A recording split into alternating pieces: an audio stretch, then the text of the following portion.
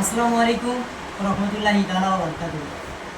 আপনারা সবাই জানেন প্রতি সপ্তাহে না এই সপ্তাহ সোনার বাংলা গজল একাডেমিতে ক্লাস চলছিল। এতক্ষণ ক্লাস শেষ হয়েছে, হওয়ার পরে আমরা শেষ মুহূর্তে প্রতি সপ্তাহে যে একটি করে ভিডিও আমাদের প্রিয় কবি রহমতুল্লাহ সাহেব একটা চ্যানেলে আপলোড দেয়। চ্যানেলটার নাম হচ্ছে সোনার বাংলা 786। ওই চ্যানেলে প্রতিনিয়ত স্টেজ ভিডিও আপলোড দেওয়া হয়। তো সেই ভিডিও এই ভিডিও ওই চ্যানেলে আপলোড দেওয়া হবে। তো এখন আপনাদের সম্মুখে আমরা সবাই মিলে একত্রিতভাবে একটি ডুয়েট গজল পরিবেশন করে শোনাবো। আশা করছি ভালো লাগবে, সবাই মন দিয়ে শুনবেন এবং বোঝার চেষ্টা করবেন কবি ছন্দের মাধ্যমে লিখছে। দেখুন,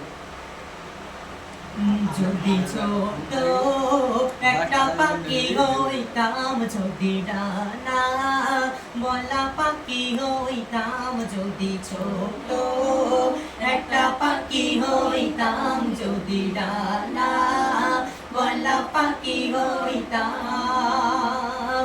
একটা উড়াল দিয়া সবাই মদিনায় যাইতাম।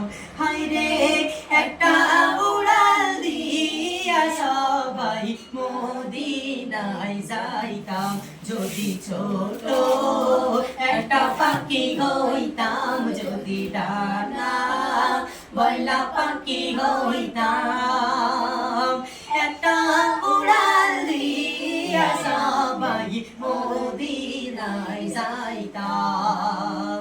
সবাই একটা উড়াল দিয়া সবাই মদিনায় যাইতাম। এদিকে সেদিকে ঘুরে বেড়াইতাম, মেলিয়া ডানা চেতায় পড়েছিল নবীর কদম খানা।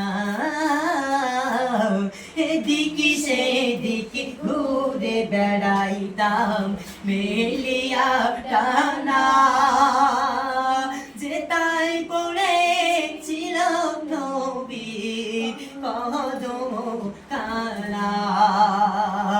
চরণে ধুলি চুমুকাইতাম, চরণে ধুলি চুমুকাইতাম, বুকের মাঝে জড়াইতাম আমি, বুকের মাঝে জড়াইতাম। একটা উড়াল দিয়া সবাই মদিনায় যাইতাম। হায়রে একটা উড়াল দিয়া সবাই মদিনায় যাইতাম, যদি ছোট একটা পাখি হইতাম, যদি ডানা বলা পাখি হইতাম, একটা উড়াল দিয়া সবাই মদিনায় যাইতাম।